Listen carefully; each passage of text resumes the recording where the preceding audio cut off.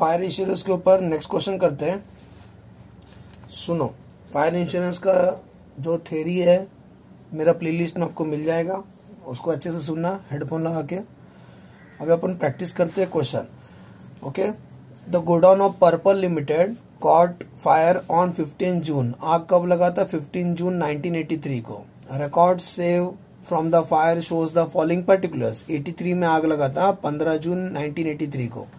Same question आता है, बस डेट चेंज करके आता है, ठीक है ना। तो डेट का कोई इशू नहीं मानता हूँ, बहुत पुराना क्वेश्चन है, लेकिन बस डेट चेंज कर देते हैं। अब दिया है आपको stock at cost on 1 Jan 82। ये प्रीवियस ईयर का ओपनिंग स्टॉक दिया है 60,000। ऐसी प्रीवियस ईयर का क्लोथिंग स्टॉक है, मतलब इनका ईयर एंडिंग दिसंबर है, तो 82 बोलेगा तो प्रीवियस ईयर का है। तो ओपनिंग स्टॉक क्लोथिंग स्टॉक दिया है। परचेस लेस रिटर्न 82 दिया, दिखाई दे रहा है 82, 82, 82 और 82, मतलब ये ट्रेडिंग अकाउंट में आएगा। ये चारों का चारों ट्रेडिंग अकाउंट में आएगा,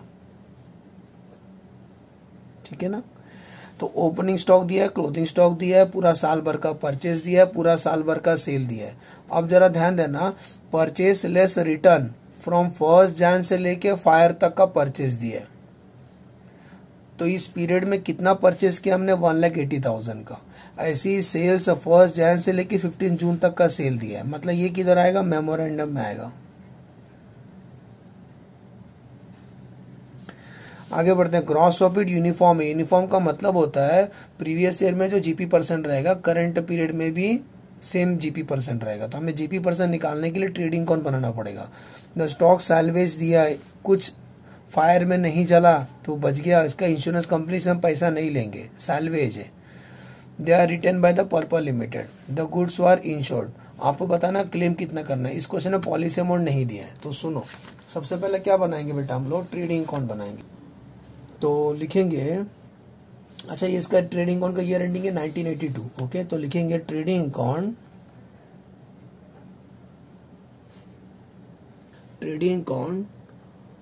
for the year ended 31 December 1982, particulars और रुपीस कॉलम। सबसे पहले देखो ओपनिंग स्टॉक दिखाई दे रहा है, ओपनिंग स्टॉक 60,000, तो यहाँ लिखेंगे opening stock to opening stock कितना लिखूं सर? 60,000। नेक्स्ट ओपनिंग स्टॉक के बाद ना परचेस 5,68,800, तो यहाँ लिखेंगे टू परचेस 5,68,800। नेक्स्ट सेल दिया है 7,20,000, तो क्रेडिट साइड में लिखेंगे बाय सेल कितना? 7,20,000।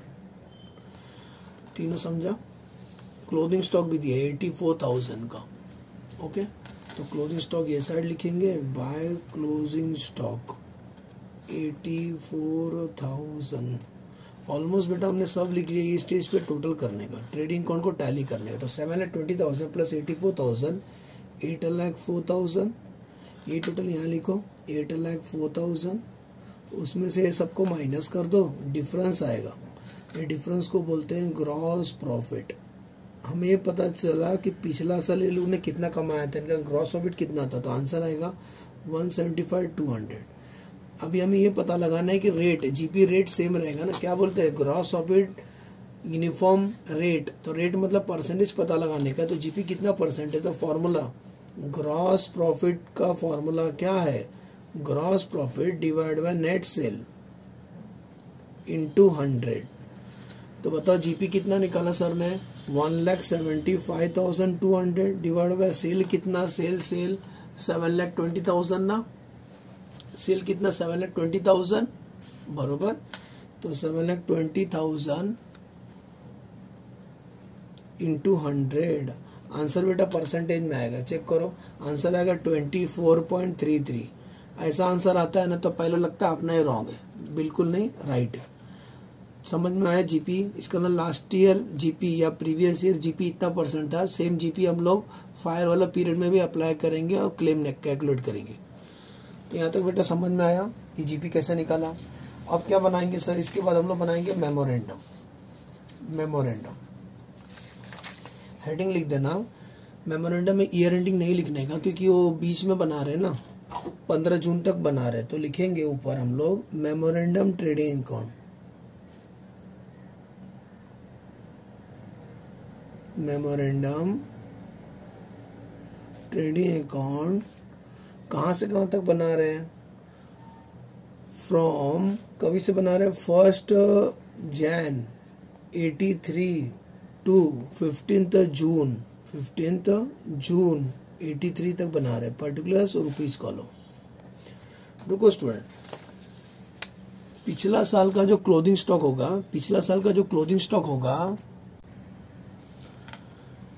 31 दिसंबर 82 का जो क्लोथिंग स्टॉक होगा वही बनेगा 83 का ओपनिंग स्टॉक। तो यहाँ लिखेंगे 2 ओपनिंग स्टॉक। समझ में आया? ओपनिंग स्टॉक कहाँ से लिखा? 31 दिसंबर का जो क्लोथिंग स्टॉक है वो 1 जैन का बनेगा ओपनिंग स्टॉक।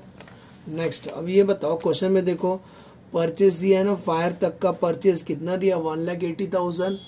तो लिखेंगे टू परचेज कितना? 1,80,000। फायर तक का सेल दिया है ना 2,46,000, तो यहाँ लिखेंगे बाय सेल्स 2,46,000। समझ में आया? ओपनिंग हो गया, परचेस हो गया। बाकी क्वेश्चन में कुछ नहीं दिया था, सैलवेज दिया और लास्ट में लेस होता है, और आपको बताना क्लेम कितना करना है। तो सुनो, हमने बेटा अभी जो जीपी परसेंट निकाला था, कितना परसेंट निकाला था? 24.33 ना। यही जीपी परसेंट हम लोग करंट ईयर में भी अप्लाई करेंगे। तो ये सेल्स के ऊपर निकालने का, तो लिखेंगे टू ग्रॉस प्रॉफिट। किस पे निकालने का? 2,46,000 के ऊपर कितना?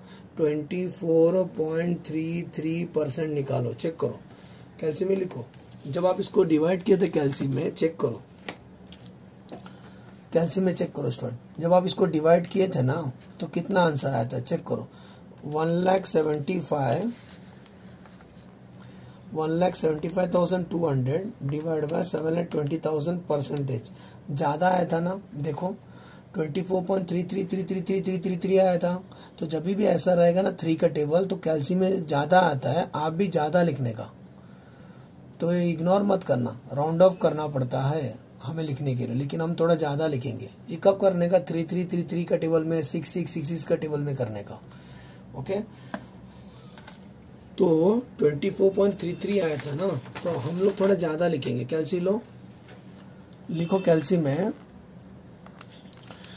2,46,000 लिखा इंटू 24.33333333, बहुत सारा लिखो, परसेंटेज बटन दबाओ, आंसर आएगा 59,860। समझ में आया? कैसा आया? 59,860। जब भी ऐसा रहेगा ना 3 वाला, 3333 का टेबल वाला, तो थोड़ा ज्यादा लिखने का। यहाँ पे लिखने टाइम में 2 चीज लिखने का, लेकिन कैलसी में थोड़ा ज्यादा लिखने का। ओके, तो अच्छा आंसर आएगा। तो कितना आएगा सर? 59,860। अभी अकाउंट को टोटल करो, तो स्टूडेंट इसका टोटल करना 84,000 प्लस 1,80,000 प्लस 59,860, टोटल आएगा 3,23,860। ये टोटल यहाँ लिखो, 3,23,860। उसमें से 2,46,000 माइनस करो, डिफरेंस आएगा। इसी को बोल देना है by stock on date of fire. मतलब जिस दिन आग लगा था उस दिन इतना स्टॉक जल गया। बाजू में लिख देना balancing figure, stock on date of fire minus को आंसर आएगा 77,860। तो सर हम क्लेम कितना करें इंश्योरेंस के साथ? तो लास्ट पॉइंट, क्लेम कितना करेंगे? इस क्वेश्चन में पॉलिसी अमाउंट नहीं दिया था, तो एजम्पशन लिख देने का। Assumption, assumed. क्या एज्यूम किया हमने? It is assume that stock is fully insured. Stock is fully insured. तो लॉस ऑफ स्टॉक कितना रहेगा? लॉस ऑफ स्टॉक ढूंढने जा रहे हैं हम लोग। तो लॉस ऑफ स्टॉक कैसे निकालने का ये बताओ। Stock on date of fire कितना आता है? 77,860। तो stock on date of fire कितना? आप पूरा फुल फॉर्म लिखो, 77,860 था माइनस सैलवेज। इस क्वेश्चन में सैलवेज कितना दिया था? 7,200। क्वेश्चन में दिखाऊं, सैलवेज दिखाई दिया 7,200। ये लेस करेंगे हम लोग, तो 7,200 लेस करना। लेस करने के बाद जो आंसर आएगा कितना बचेगा? 70,660। इसी को बोलते हैं लॉस ऑफ स्टॉक।